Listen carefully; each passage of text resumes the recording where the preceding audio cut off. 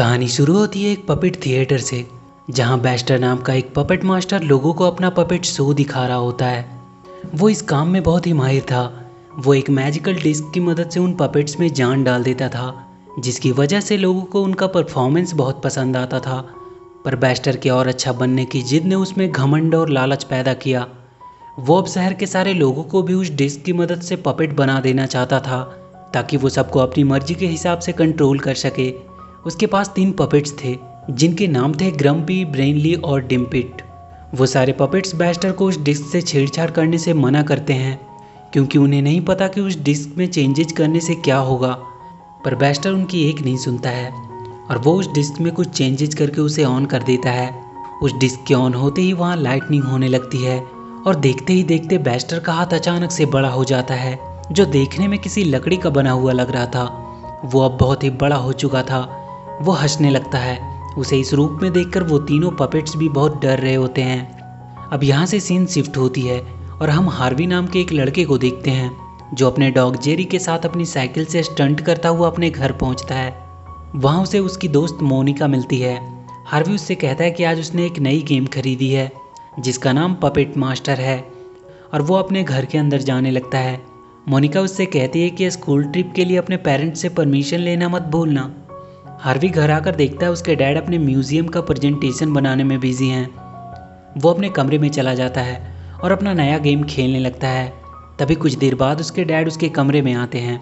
वो जल्दी से अपना गेम को छुपाकर पढ़ने का नाटक करने लगता है।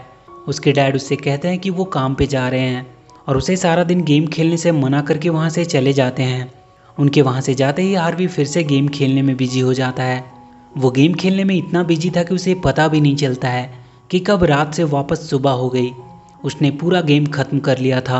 अब उसे सिर्फ अपना नाम एंटर करना था, जिससे वो उस गेम के हॉल ऑफ फेम में शामिल हो जाएगा। वो बहुत खुश हो जाता है।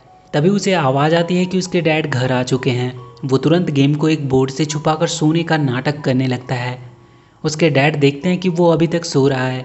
वो उसे देखने जाते हैं, पर हार्वी के जूतों पे पैर पड़ने की वजह से वो वहीं गिर जाते हैं और इसी के चलते हार्वी का कंप्यूटर भी दिखने लगता है। वो जल्दी से उसे छुपाने की कोशिश करने लगता है, पर उसके डैड देख लेते हैं और उससे गुस्से में कहते हैं कि वो फिर से सारा दिन गेम खेलता रहा।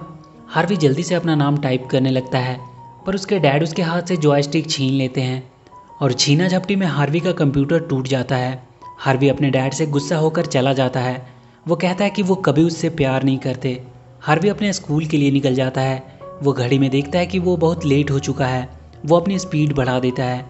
इधर मोनिका अपने टीचर को हार्वी का वेट करने को कह रही होती है, पर वो सब बिना हार्वी को लिए ही ट्रिप पे चले जाते हैं। हार्वी वहाँ देखता है कि उनके शहर का मेयर वहाँ के म्यूजियम तुड़वा रहा है। ये वही म्यूजियम था जिसे उसके डैड बचाने की कोशिश कर रहे थे। वहाँ 2 वर्कर अपने जेसीबी से उस म्यूजियम को तोड़ने के लिए बढ़ते हैं, पर जेरी उन्हें रोकने लगता है। हार्वी भी उन्हें रोकने के लिए वहाँ आ जाता है। वो एक पत्थर उठाकर उनकी तरफ फेंकता है, जो उस जेसीबी के इंजन में चली जाती है, जिसकी वजह से वो खराब हो जाता है और वो जेसीबी आउट ऑफ कंट्रोल हो जाता है। वहीं कुछ दूर पे मोनिका भी छुपकर ये देख रही थी। वो भी हार्वी के चलते अपने ट्रिप पे नहीं गई थी। हार्वी के डैड वहाँ के मेयर को कॉल करके उस म्यूजियम को तोड़ने से मना कर रहे थे, क्योंकि वो उनकी शहर की एक बहुत पुरानी धरोहर है, जिसे उन्हें अच्छे से संभाल कर रखना चाहिए। पर मेयर उसे बताता है कि अब तक तो वो म्यूजियम टूट भी चुका होगा। वो जल्दी से म्यूजियम की तरफ भागता है। इधर जेसीबी के आगे का हैमर गिरने की वजह से म्यूजियम के आगे बहुत बड़ा सा गड्ढा होने लगता है, जिसमें हार्वी और जेरी गिर जाते हैं। उसे बचाने के लिए मोनिका आती है और वो भी उसके अंदर गिर जाती है। हार्वी को वहाँ अंदर एक कमरा दिखाई देता है, जहाँ बहुत से डरावने दिखने वाले पपेट्स रखे हुए थे। हार्वी को वहाँ मोनिका भी मिलती है। तभी हार्वी को वहाँ दीवार पे एक डिस्क दिखाई देता है, जो उसे उसके जॉयस्टिक की तरह ही लगता है। वो उसे वहाँ से निकाल लेता है और उसे ऑन कर देता है। वहाँ फिर से वही लाइटनिंग होती है और वहाँ के नीचे से एक घूमती हुई सीढ़ी निकलती है, जो ऊपर की तरफ जाती है। वो तीनों उसके सहारे ऊपर आ जाते हैं। हार्वी के डैड भी भागते भागते म्यूजियम तक पहुँच चुके थे। वो देखते हैं कि म्यूजियम तो अभी भी सही सलामत है। हार्वी, मोनिका और जेरी ऊपर एक बहुत बड़े रूम में पहुँच चुके थे। वहाँ उन्हें बहुत से पपेट्स दिखाई देते हैं। तभी वहाँ उन्हें वही 3 बैस्टर के पपेट्स दिखाई देते हैं। डैम्पिट ब्रेनी से कहता है कि हार्वी के हाथ में वो मैजिकल डिस्क है, मतलब यही हमारा नया मास्टर है। वो हार्वी से पूछता है कि क्या वो उनका नया मास्टर है। हार्वी कहता है कि वो किसी का मास्टर नहीं है। तब ब्रेनी हार्वी को समझाता है कि उसके हाथ में जो डिस्क है उसी की मदद से पपेट मास्टर सारे पपेट्स को कंट्रोल करता है। हार्वी उसे गौर से देखने लगता है और कहता है कि क्या वो भी इन्हें कंट्रोल कर सकता है। ब्रेनी उससे कहता है कि तुम्हें ये साबित करना होगा कि तुम इस डिस्क की पावर को संभाल सकते हो, उसके बाद तुम एक पपेट मास्टर बन जाओगे और फिर तुम सारे पपेट्स को वापस से जिंदा करके इस थिएटर को पहले की तरह ही खूबसूरत बना सकते हो।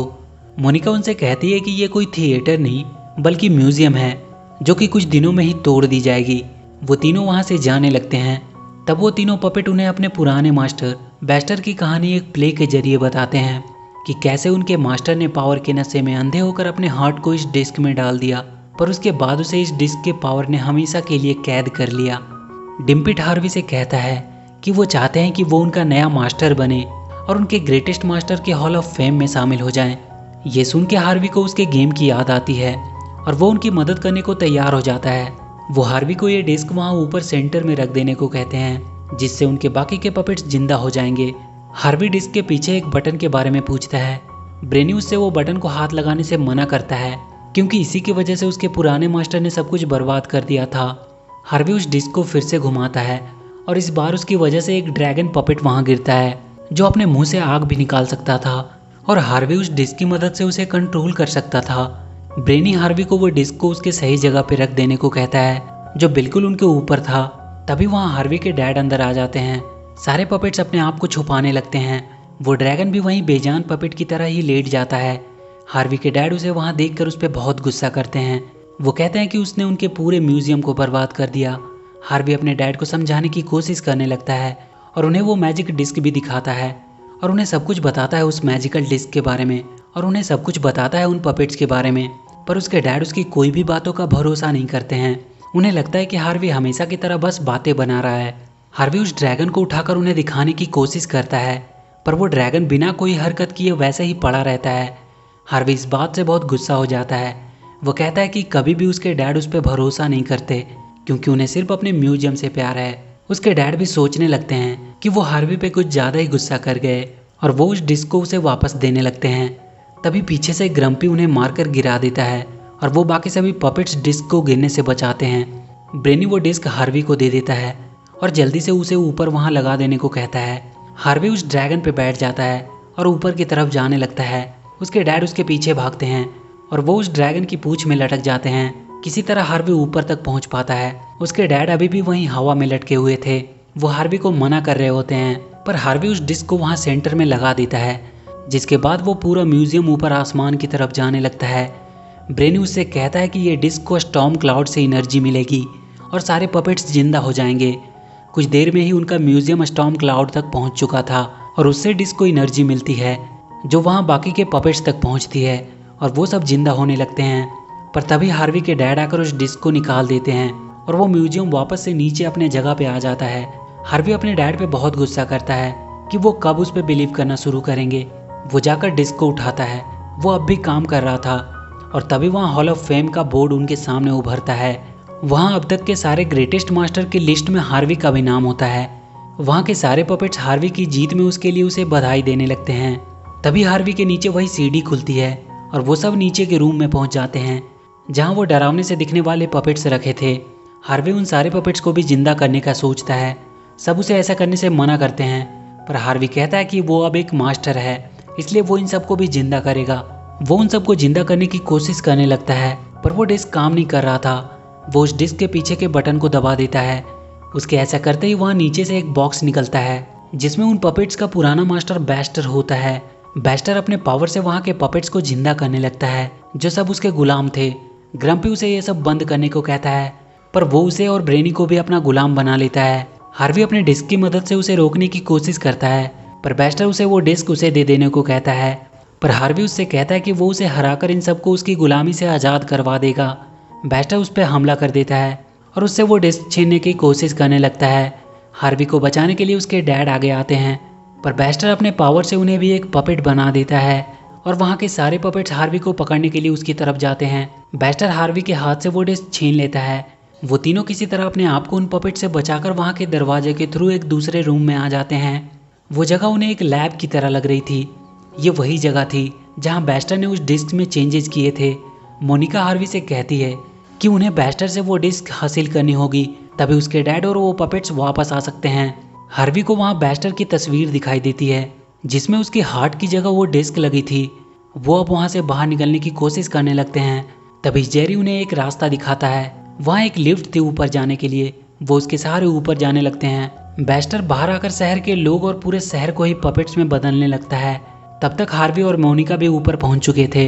हार्वी छुपता हुआ बैस्टर के नज़दीक पहुंचता है और किसी तरह उससे वो डिस्क छीन लेता है और वो भागकर उस डिस्क को वापस से उसके जगह पे लगा देता है, जिससे उसके डैड और वो तीनों पपेट्स वापस से जिंदा हो जाते हैं। पर बैस्टर फिर से वो डिस्क हार्वी से छीन लेता है और उसे वहाँ ऊपर से नीचे फेंक देता है। पर उसके डैड उस ड्रैगन को लेकर आते हैं और उसे बचा लेते हैं। वो कहते हैं कि उसे किसी भी हाल में इस बैस्टर को हराना होगा, नहीं तो वो पूरे शहर को पपेट्स में बदल देगा। हार्वी उसे रोकने पहुंचता है। वो बैस्टर अपने बैट्स को उस पर हमला करने भेजता है, पर ड्रैगन की आग से वो सारे बैट्स खत्म हो जाते हैं। बैस्टर अब भी अपने पावर से उन पर हमला कर रहा होता है। हार्वी उसके हमलों से बचने की कोशिश कर रहा था। वो अपने डैड से उसका ध्यान भटकाने को कहता है और वो जाकर उससे वो डिस्क छीन लेगा। वो सब बैस्टर की तरफ बढ़ते हैं। उसके डैड वहाँ से जंप करके बैस्टर तक पहुँचते हैं और वो जल्दी से कूदकर उसके हाथ से वो डिस्क छीन लेता है। पर बैस्टर मोनिका को पकड़ लेता है और उसके बदले में उससे वो डिस्क वापस मांगता है। हार्वी सोचने लगता है कि इस डिस्क में ऐसा क्या है कि इसे लेने के लिए ये कुछ भी कर सकता है।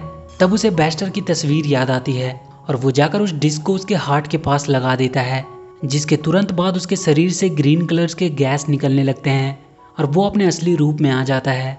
बैस्टर हार्वी को उसके वापस से असली रूप में लाने के लिए थैंक्स बोलता है और वो गायब हो जाता है। सारे लोग जो पपेट्स बन चुके थे वो वापस से ठीक हो जाते हैं। उस डिस्क को म्यूजियम में रख दिया जाता है, जिसे देखने के लिए बहुत से लोग आने लगे थे और उस पपेट थिएटर को भी शहर के लोगों के लिए फिर से खोल दिया गया। और इसी के साथ ये मूवी यहीं खत्म हो जाती है। तो वीडियो अगर अच्छी लगी हो तो please do like and share the video and please subscribe to my channel and press that bell icon.